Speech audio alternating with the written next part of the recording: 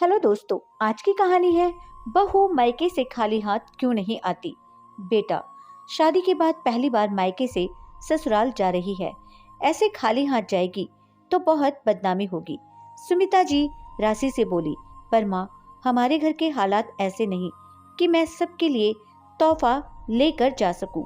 तुम चिंता मत करो, ये जो फल मिठाई तुमने दिए हैं वो ही बहुत है। राशि माँ को समझाते हुए बोली, अच्छा ये बता, दामाद जी तुम्हें लेने तो आएंगे ना? सुमिता जी धड़कते दिल से पूछी। हाँ माँ, कहा तो है, निकल गए हैं घर से, आ ही जाएंगे। कह राशि अपना सामान पैक कर निकुंज का इंतजार करने लगी। राशि के दिमाग में बहुत उथल पुथल चल रही थी। कुछ महीने पहले की ही तो बात है।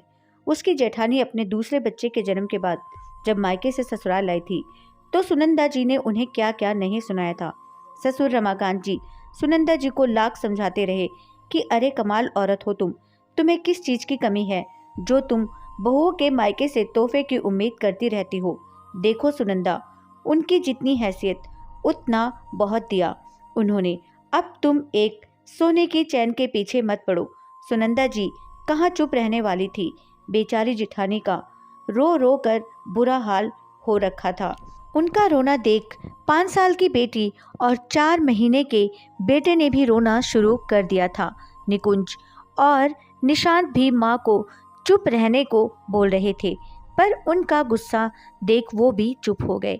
तब निकुंज ने इशारे में राशि से भाभी और बच्चों को वहां से हटाने को कहा। जेठानी रति का मायका भी राशि की तरह ही था। सुनंदा जी ने समाज में दिखाने को कि वो गरीब घर की बहू लाई हैं, वो ले तो आई पर मन से स्वीकार नहीं कर पा रही थी। स्वाभाविक तौर पर दोनों ही परिवारों में जमीन आसमान का अंतर होगा, ये जानते हुए भी उनकी उम्मीद से रमाकांत बाबू बहुत नाराज होते और सुनंदा जी का एक ही दांव होता, वो सब कुछ छोड़ देती, न खाती न बोलती, हार कर सब उनकी बात के आगे हथियार डाल देते थे। राशि के लिए ये पहला मौका था और वो खुद भी सुनंदा जी के वार से आशंकित तो थी ही। तभी कार के हॉर्न की आवाज़ सुन वो जल्दी से बाहर निकलकर घर के मुख्य गेट का दरवाज़ा खोल दी। देखा तो कार में निकुंज के साथ रमाकांत जी भी आए हुए थे। खुद को डरते डरते संभालते हुए वो ससुर के पैर छू घर के अंदर आने का न्योता दी। सुमिता जी समधी को देख आश्चर्यचकित हो गई। ऐसे अचानक उनका आना उन्हें समझ नहीं आ रहा था। निकुंज घर के अंदर आया तो साथ में बहुत से थैले लेकर आया।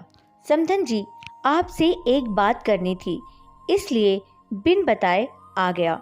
देखिए, बात सुनकर मुझे गलत मत समझिएगा। जैसे निकुंज मेरा बेटा है वैसे ही राशि मेरी बहू है। मेरे घर में एक हिटलर रहती है जिसका डर हम सबको बहुत होता है। कहने को तो वो मेरी धर्म पत्नी है, पर क्या करूं, पर जब वो सिर पर सवार हो जाती है तो फिर जल्दी उतरती नहीं।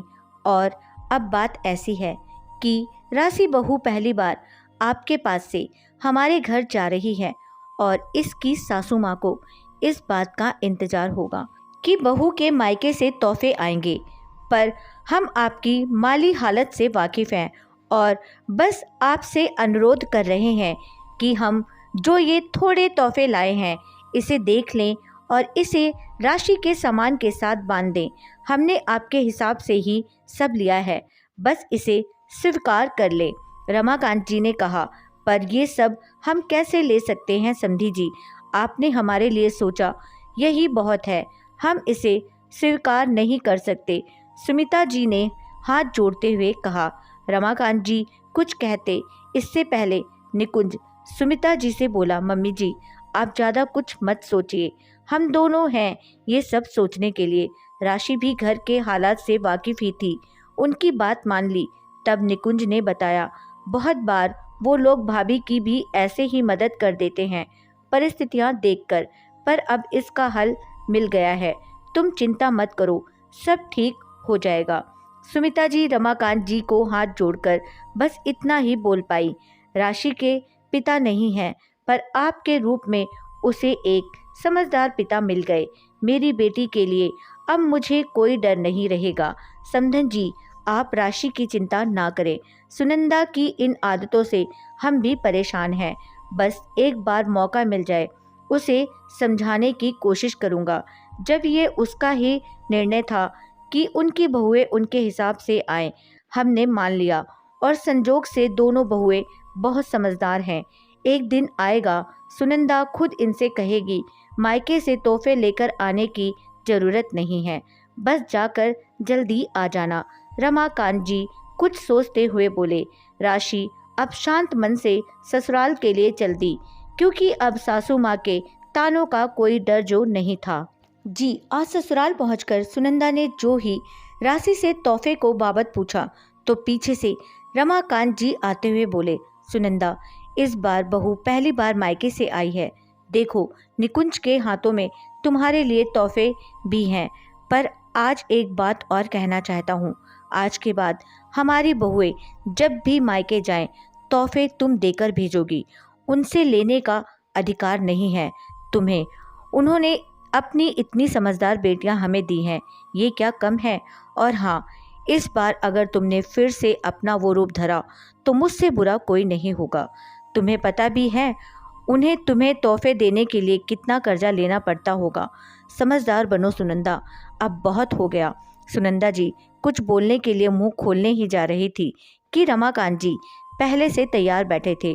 बहू, ये सामान रखो और अपने कमरे में जाओ।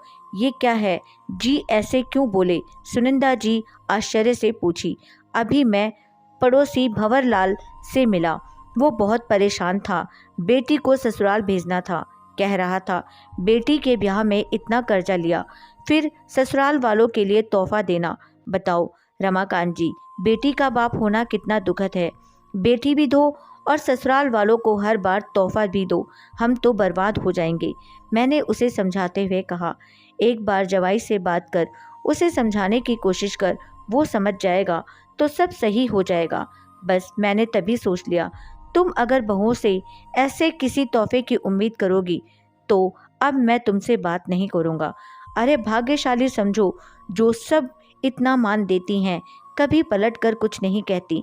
इज्जत चाहती हो तो एक बार बेटी की माँ बनकर सोचने की कोशिश करो। रमाकांत जी समझाते हुए बोले। सुनंदा जी कुछ देर खामोश रहने के बाद बोली, मुझे माफ़ कर दीजिए जी, मैं भी ना जाने कौन सी सास बनने की कोशिश कर रही थी। अब से बहुओं को कभी भी तोहफे लाने को नहीं कहूँगी, बस कहूँगी जल्दी जाकर जल्दी आ जाना। रमाकांत जी पत्नी को देखकर मुस्कुरा दिए। जानते थे उनके गुस्से होने से पहले बात कह देने पर शायद वो समझ जाएं। दोस्तों, आज भी लड़की जितनी बार मायके जाती, सास को जरूर इंतजार रहता है वो क्या तोहफे लेकर आ रही है। मेरी नज़र में ये अनुचित व्यवहार है। और जो माता पिता अपनी बेटी अपने दिल के टुकड़े को जब सौंप देते हैं तो उनसे किसी और तोहफे की उम्मीद कभी नहीं करनी चाहिए। दोस्तों, वीडियो पसंद आई है तो प्लीज़ लाइक शेयर कीजिए और चैनल को सब्सक्राइब करना मत भूलिएगा प्लीज़। कहानी एंड तक देखने के लिए आपका दिल से शुक्रिया। Thanks for watching.